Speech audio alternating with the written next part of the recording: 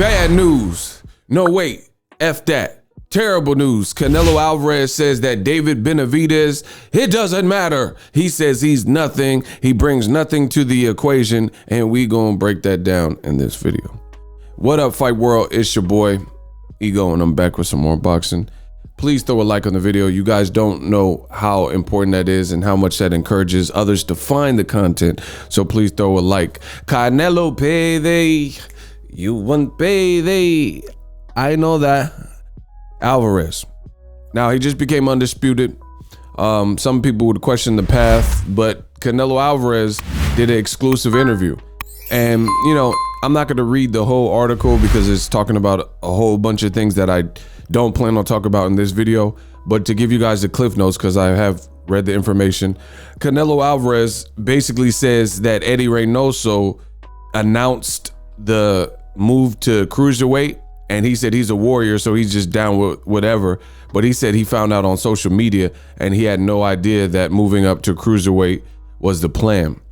Now, you guys could believe whatever you want. To me, I believe that to be cap because I think Canelo Alvarez has been pulling a lot of strings. Maybe he doesn't want to be the fall guy who gets the blame, because if you really look at it, the fight with Canelo and Makbouk Air or whatever from Africa hasn't been received with open arms. So he probably just doesn't want to take credit for it. And he's just saying, hey, I'm going along with the protocol. But I highly doubt that Canelo Alvarez had no knowledge that this was part of the game plan to move up to a division, you know, just south of heavyweight. And he just is hearing about it when we heard about it as media and boxing fans. I don't believe that to be the case. I think he's capping. Next, I think he's capping with what he said about David Benavidez. Now, in this interview with Canelo, he scoffed at the notion that he's avoiding or ducking anybody, noting that he ran through unbeaten super middleweight title holders who had a combined record of 78-0 in 11 months to become undisputed. This is what he said regarding David Benavidez, and I will highlight it. What color we gonna do today? Maybe this orangish color. Canelo says, quote, "Look, what I see and what I know is I beat the #1 fighter at 168. It was Caleb Smith. Next, Billy Joe Saunders was the second best. Next, the third one, Caleb Plant. So I beat all of the best at 168. They were all undefeated. I beat all of the best at 168, and now there's people saying you need to fight this one, like always. No, Mr. Alvarez, you are not going to play this game. For starters, just using the people he actually fought, I don't believe this to be the case. He said Caleb Smith is the best, then the next best was Billy Joe, and last was Caleb Plant. But if you look at how the fights unfolded, Caleb Plant actually gave him the most competitive fight out of those champions. So how is Caleb Plant the third best person and he gave you the toughest fight? So Canelo's already not on to a good, streak with his claim. Caleb Smith was, so the guy you said is #1 to prop up your win gave you the worst fight out of those 3 fighters that you fought that were champions in the super middleweight division. The worst fight in terms of it being a one-sided affair was Caleb Smith. He shelled up, he let you punch him in the arms and his arms exploded or whatever they were saying happened after. His arms was looking like Hellboy after the fight, and he had no defense and he was just there to get beat up, piñata style, orange juice style, beat to a pulp, like Jay-Z said. He just got beat to a pulp. So, and, there's rumors that he only had 4 weeks to train, but all I know is the end result was Canelo demolished him. So Canelo is claiming that Caleb Smith is the numero uno guy at 168.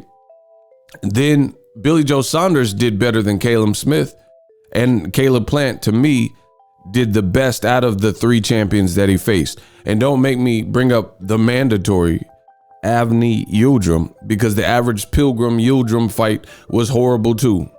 So realistically, your best fight at super middleweight, was not these English fighters that you fought, Rocky Fielding, Caleb Smith, you know, a Turkish fighter, Avni Yildrim.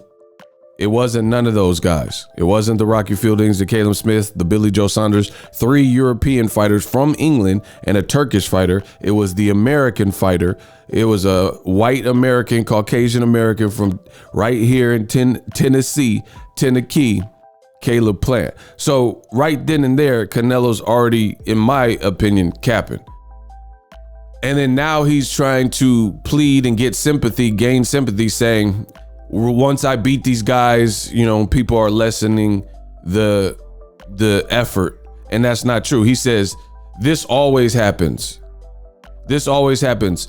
But I beat the best champion at 168. Then they said he's scared of him or he's scared of that guy. I'm not scared about anything. I don't avoid anybody. But what does that guy, he says that guy, he's not even given the cordiality to call David Benavidez by his name. What does that guy, David Benavidez, bring to me? Nothing. Nothing. Mention the champion. They say Benavidez and Charlo fight before. How many? I really don't care. Haters are always going to be haters. So, like I said, time and time again, we live in a world where when you cook and you speak the truth, listen, don't get it misconstrued. There are people online that hate. Nobody hates Canelo. Nobody is hating on Canelo. But the fact is, you went through a slew of white fighters only, most of them being from the same region because that's who happened to have belts based on politics and whatnot at that given time. And we know there's certain styles, particularly more of a rugged Mexican thinking style or an American style that would put Canelo in the best fights. Canelo and his team has to know this too, and this is why he is avoiding those said styles. American style like Jermall Charlo, David Benavidez, you know, Demetrius Andrade, these types of styles. We do know that these fights would be the most compelling, but Canelo, he's trying to establish his own history. Now, by far, I've been doing this for a long time. One of the worst things that Canelo fans try to pacify and get across the line, because a lot of Canelo fans, they just want to see him win. They don't care about the competition. They don't care about the sport of boxing. Some are racist, etc. So one of the worst things that comes into the fold is, who is this guy? What does he bring to me? Type of mentality or notion, right? I'll read it again. It says, David Benavidez, what does that guy bring to me? Nothing, right? So David Benavidez, in the words of Whitney Houston, I have nothing. He's nothing, and he brings nothing to the table, right? But you fight Rocky Fielding, what did he bring to the table? You fight an undersized Amir Khan in your career. What did he bring to the 154/Canelo weight, 155 pound, table? What did he do for your resume? If you had already fought guys like Floyd Mayweather north of 150, and you had fought Edeslandi Lara and got a win, even though I thought Lara beat you, you got a win over them. What does Amir Khan mean when he hadn't fought over 150 and he has a shaky chin? Right? And we could go down Canelo's resume and it simply will not add up. Period. It will not add up. Talk about what's David Benavidez bring to the table. Okay, half the people you fought, what did it bring? What did a 40-year-old Carlos Baldomir, what was he? This man is in jail as we speak. Look it up. So he nasty, he doing stuff. What did he bring to the table years after the Zab Judah fight? Years after Floyd Mayweather already beat him. Then you fought a 40-year-old Shane Mosley, and you were clearly bigger. You fought an older Cotto and you were clearly bigger by 15, 20 pounds. So if we're gonna set a standard and we're gonna set a rule, then let's set the rule, and then let's set the rule and pit it against what really happened. What if fights like Yildrim do? If David Benavidez, and see, this is how you know when the fighter is capping. This is how you know when it's pure cap. They just saying cap for a caption. Listen, they on Instagram capping. They just saying cap for a caption. That's a bar. That's a bar. That's how you know it don't make sense. Because, yeah, David Benavidez, he's a two-time champion. He's well respected in the division. And Canelo has this old school, like, even Top Rank does this a lot, where it's like, okay, you got a belt, it must be a good person. But then you see how the fight plays out, and then you see that doesn't mean anything because a guy happens to be ranked. Top Rank does this all the time. For example, Tyson Fury, he fought some random guy, Tom Schwarzenegger. Yeah, what are you doing? Yeah, get to the chopper now. Right? No one knew him, some random obscure name from Germany. And Top Rank sold it and said, oh, but Tyson Fury's fighting Tom Schwarzenegger, and he's on the rankings for 2 sanctioning bodies. But then the guy goes out there, doesn't do anything special, and goes out there and gets obliterated in 2 rounds.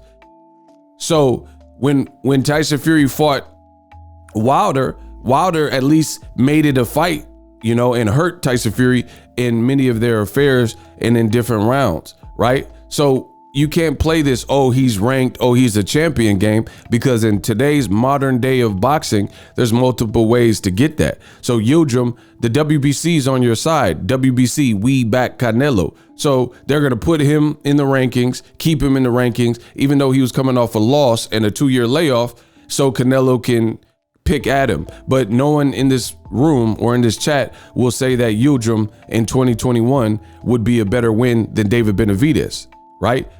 Even the champions, many people would have picked David Benavidez to beat those said champions. He just didn't get those opportunities because he's a scary dude.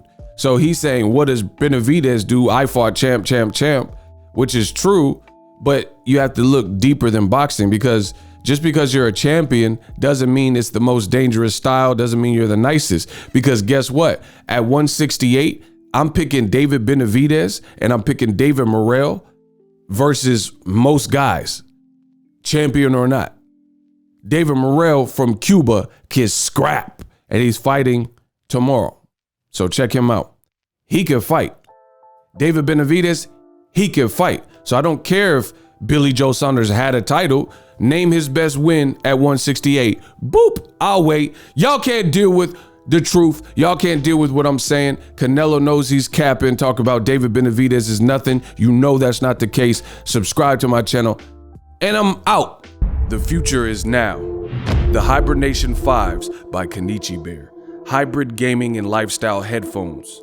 Out of the box, you can connect to any console or PC. Bluetooth ready with a low latency USB adapter, color RGB, and extreme bass mode. The Hibernation 5s adjust to you. Whether you need a gaming, travel, gym, or lifestyle headphones, the Hibernations got you covered.